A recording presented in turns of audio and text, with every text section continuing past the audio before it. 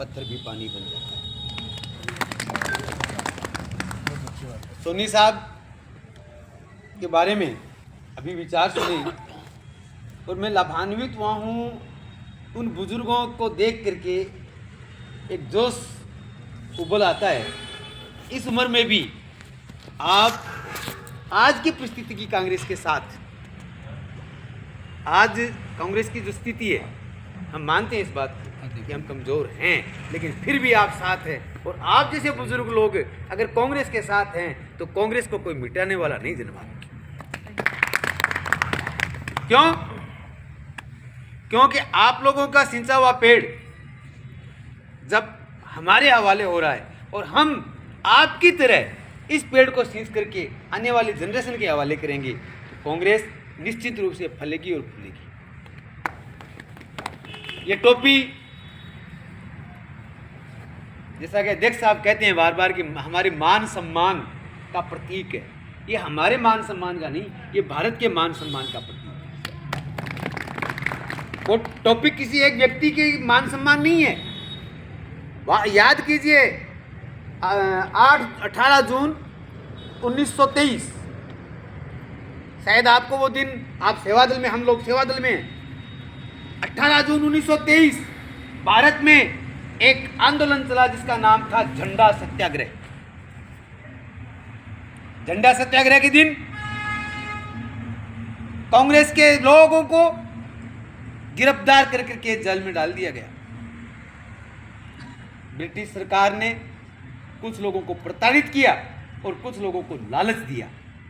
कुछ लोग प्रताड़ित हो गए, टूट गए, और कुछ लोग लालच में टूट गए और कुछ लोगों ने 60 रुपए की पेंशन लेकर के जेल से रिहाई ले ली। आपको पता होगा, आप जानते हैं। तब कांग्रेस के नागपुर में ये जो प्रोग्राम हुआ झंडा सत्याग्रह, तो वहां जो कांग्रेस के नेता हुए थे उनको पता चला कि एक ऐसा संगठन है हुबली सेवा मंडल, नारायण सुब्बाराव हार्डिकर जी हैं, उनके द्वारा बनाया गया एक संगठन। क्या नाम था? हुबली सेवा मंडल। उनके लोग हैं जो बड़ी टोली में हैं, वो न तो टूटे हैं न झुके हैं। और उस हुबली सेवा मंडल को विस्तारित रूप देते हुए 28 दिसंबर 1923 को भारतीय सेवा मंडल, हिंदुस्तानी सेवा दल की स्थापना की गई। अब इसके अध्यक्ष बनते हैं जवाहरलाल नेहरू। जवाहरलाल नेहरू एक बार सेवा दल के कार्यक्रम में जाते हैं, जैसा कि आजकल तो हमें प्रवेश मिल जाता बिना टोपी के, अध्यक्ष जी मिल जाता है ना, लेकिन वहाँ एक कांग्रेस का अधिवेशन होता है और जवाहरलाल नेहरू बिना बेज लगाए एक कार्यक्रम में प्रवेश करते हैं। जो वहाँ खड़े होते हैं सेवादार, सेवा दल के जो सेवक हैं, उन्होंने रोक दिया, आप अंदर नहीं जा सकते। जवाहरलाल नेहरू कौन थे? प्रधानमंत्री। प्रधानमंत्री को रोक दिया, आप अंदर नहीं जा सकते। क्या बात हुई? आपका बेज कहाँ है? ये सेवा दल का कार्यक्रम है, आप बेज के बगैर अंदर नहीं जा सकते। जवाहरलाल नेहरू ने फिर बताया था कि मैंने जानबूझ के अपना बेज अपनी जेब में डाला था ताकि मैं पता लगा सकूं कि सेवा दल की जो भावना थी उस भावना के अनुसार कार्य कर रहा है कि नहीं कर रहा है। इसके बाद उन कार्यकर्ताओं को मुंबई का मुख्य संगठक बनाया गया। जिसने नेहरू जी को रोका उनको मुख्य संगठक बनाया गया। इसलिए मेरे साथियों, मेरे भाइयों, मेरे बुजुर्गों, मेरी बहनों, घबराने की जरूरत नहीं है। आप एक हैं तो 1000 हैं, अगर 2 हैं तो 2 लाख हैं, और 10 हैं तो 1 करोड़ है। क्यों? क्योंकि आपके अंदर कांग्रेस की आत्मा है, आपके अंदर वो शक्ति है उन बुजुर्गों की। क्योंकि कांग्रेस ने भारत की स्वतंत्रता का संग्राम सेवा दल के हिसाब से ही लड़ा था। सेवा दल का मुख्य कार्य था कि कहाँ धरना देना है। सोनी जी, बिल्कुल। सेवा दल का यह कार्य था कि कहाँ युवाओं की टुकड़ी बनानी है।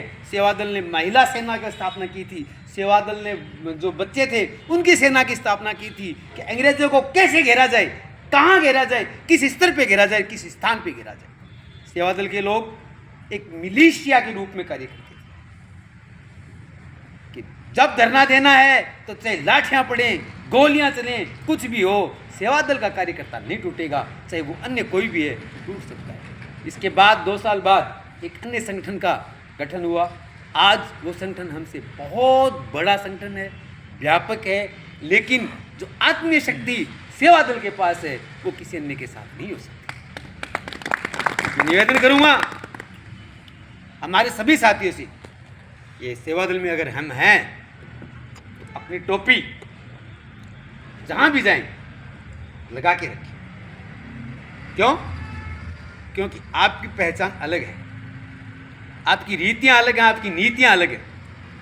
जो सेवा दल में आ गया वो जाति के बंधन से दूर है, वो धर्म के बंधन से दूर है।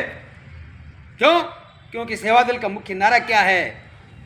क्या नारा है सेवा दल का? सबकी सेवा, सबकी सेवा। और धर्म के बारे में क्या कहा गया है? धृति क्षमा धमोस्तिम सोच इंद्रिय निग्रह धीर विद्या सत्यम है क्रोध दशकम धर्म लक्षणम। यही सेवा दल का नियम है। झूठ नहीं बोलेगा सेवा दल का कार्यकर्ता किसी हाल में। या तो सेवा दल में आना नहीं, आए हैं तो सेवा दल का कार्यकर्ता चाहे गर्दन कट जाए झूठ नहीं बोलेगा, झुकेगा नहीं। जैसे इन्होंने कहा था कि अगर टोपी लगी हुई है तो किसी के पैर नहीं छूए। क्यों? झुक गए ना। जैसे मैंने इनके पैर छुए तो मैंने अपनी टोपी एक बार नीचे कर ली।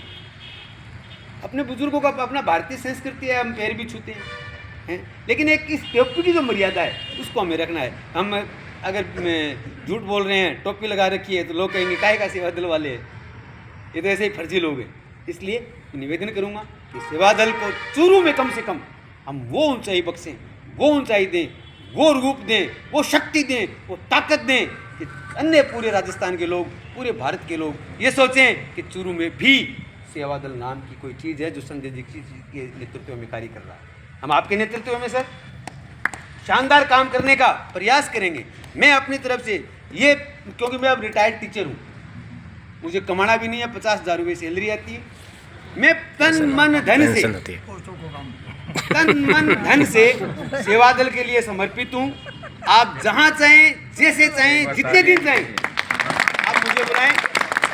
मैं स्टेट का स्काउटर रहा हूँ, स्टेट का, स्टेट लेवल पे जो वुड वेज होते हैं ना, आपने स्काउटिंग में सुना होगा, तो वंदे मातरम या अन्य जितनी भी ट्रेनिंग है, नहीं एनसीसी अलग चीज़ है, स्काउटिंग अलग चीज़ है, स्काउटिंग अलग चीज़ है, अलग सेवा दल के बराबर की होती है। हाँ, उसमें रहा हूँ।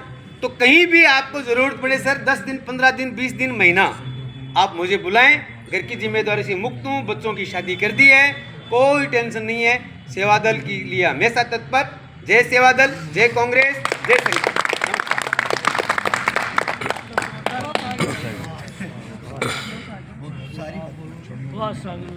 जी आपको सारो ज्ञान दे दियो भाई। जी बहुत बढ़िया, अब मेरे पसंद थे ही आया खाने मिला है ना वास्तव में बच्ची को काम आप लोग दोनों एक ही काम मेरे पास सब जुनून बनालो वक्ता नहीं वो ठीक है, वो मैं जानवा नहीं। धन्यवाद शमशेर सेवा दल को एक